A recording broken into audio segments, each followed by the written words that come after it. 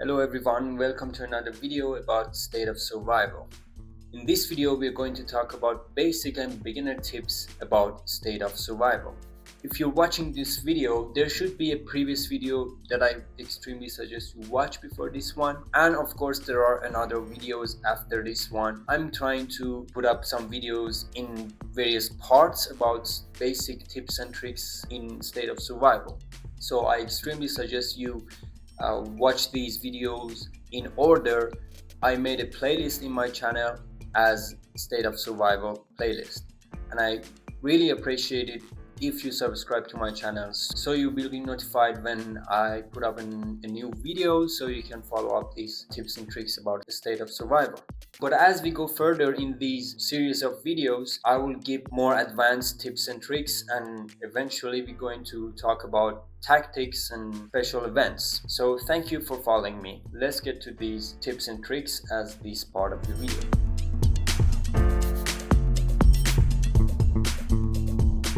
Let's talk about VIP. Always keep your VIP activated, and it's not that hard and it is not expensive. VIP gives you a lot of benefits and you want it to have those benefits all the time in your game.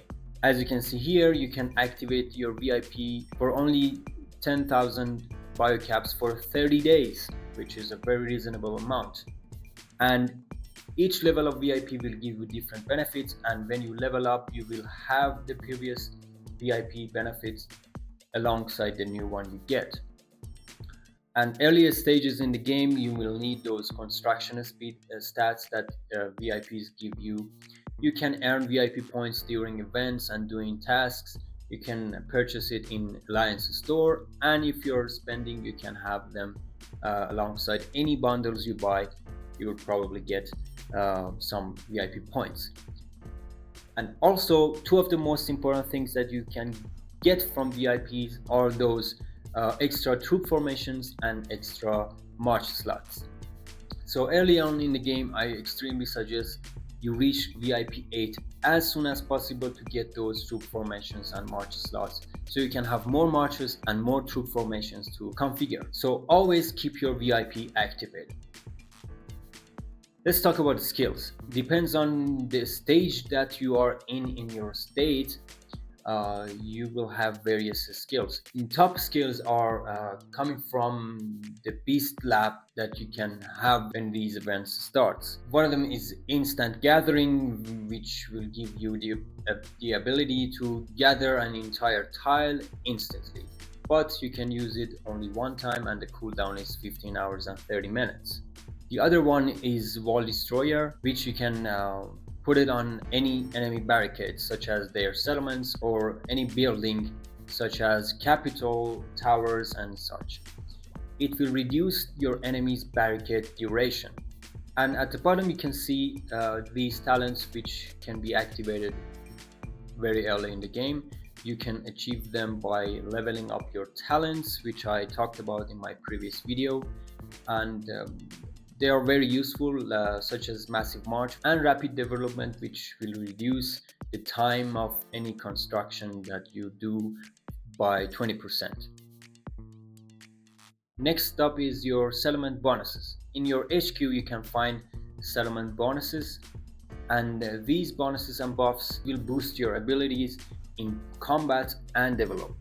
Here in combat, you can see you can add some extra troop attack, enemy defense, enemy attack, march capacity, troops health and such.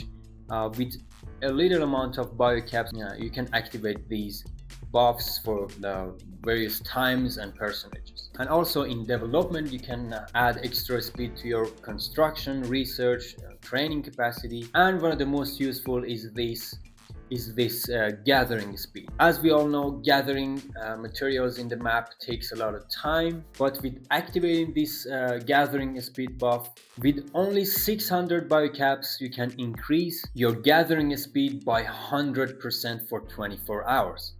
This is very useful, especially early in the game. So always activate this mega gathering boost before you go out for gathering materials.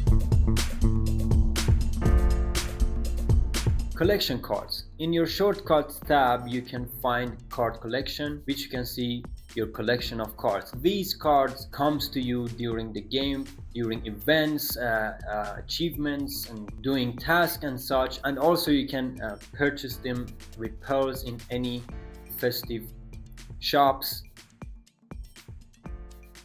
But the thing you should look for here in your card collection is you go to each of these segments and click on this one, and here you can have these rewards for 3 steps for any segment. If you collect all of the regular cards of this collection, you will get these rewards, and if you upgrade them or collect them or collect golden cards of this collection, you will get another reward. And also if you collect or upgrade your cards in this collection to diamond, you will get more rewards and more stats. These are very useful, and most of the time players have these cards and have a stack of these cards that they can upgrade to gold or diamond, but they don't know about. So click on your card collection and have a look at it. Another useful thing you can do is recycling. When you go to your backpack, you can see at the top you have recycling center. There are a lot of resources and materials as you go along in the game you don't need to use anymore. So you can recycle them and get resources and skin tickets and other rewards that actually you can use. So always look out for this recycling center and recycle the materials you don't need to get resources.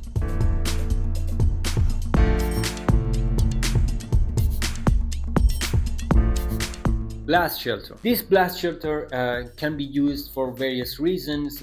Sometimes you want to hide your troops from attacks you're getting. You can hide a specific amount of troops in your blast shelter. But also early in the game, you may go to any events such as bunkers, or you're doing traps, and your alliance have a specific plan for that event, such as they are going to attack and or use only tier 7 troops, and you have a lot of tier 1, T2 or T3s that you don't want to accidentally put on your marches when you go to that event with your friends. Of course you can have your troop formation set up before, but there will be times that you may deploy a lot of marches and you don't have the time for setting up troop formations, or you don't have enough troop formation slots to manage your marches before you go to any event or battle. So this blast shelter come in handy at that time too. You can easily go to your blast shelter, and you can see here you can hide a specific or more than one kind of troops for various timelines. For example, you don't want to accidentally use your T1 or T2 troops. Here you can hide them for even 8 hours, so they will hide in this blast shelter and they will not show up in your marches when you're going out to send marches or start rallies or doing any battles. Hospital is one of the most important things that you have to look out in the game, especially during events. As you can see here, I have a specific amount of beds in my hospital. My hospital capacity is around 280,000. It means I can wound 280,000 troops and put those wounded in my hospital. Any more than that number will die instantly in battle. So if my hospital is full, any march I send out in a battle, if I lose or win, it doesn't matter. If your troops get wounded, they won't get to your hospital because it's full, so they will die instantly and you will lose troops. So I extremely suggest always look at your hospital, especially in your in events. And what you want to do is to always keep 30 or 40% of your hospital empty. So when you're going to battles, or sometimes stuff happens so fast, so when you attack twice or 3 times, you will stuck in a fight, you don't lose troops, and your hospital have certain amount of free beds so your troops get wounded so you can heal them later instead of losing your troops in the battle. Trading post. In your trading post building, you have this supply convoy section, which you can ask your alliance members for resources, and if they send you any amount of resource, you can collect it here, and you can again request it. There's a cooldown for requesting resources. You have to wait for the cooldown and ask again, but it is very useful to request or even give resources to your alliance members. Another section in your trading post is market stall.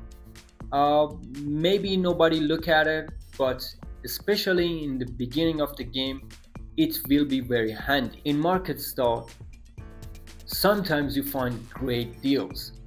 Especially early in the game, you can find a lot of relocators here that you can trade for resources or biocaps. This is very handy, so you can visit your market stall time to time. It will surprise you sometimes. I think that's enough for this video. I will share another video after this one. The next part will have more tips and tricks to it. But for the last thing I'm going to tell you is to always look inside your backpack. You will find a lot of stuff that you don't even know that you have them. During events or battles or during the game, you may claim rewards that you're not even aware of. In your backpack, you always find something useful that sits there for you to use them. So keep in mind, every day visit your backpack, find useful stuff and use them. Okay, thank you for watching this video. I will talk about more stuff in the next part. In my next video, please subscribe to my channel and follow this playlist to get more tips and tricks about State of Survival.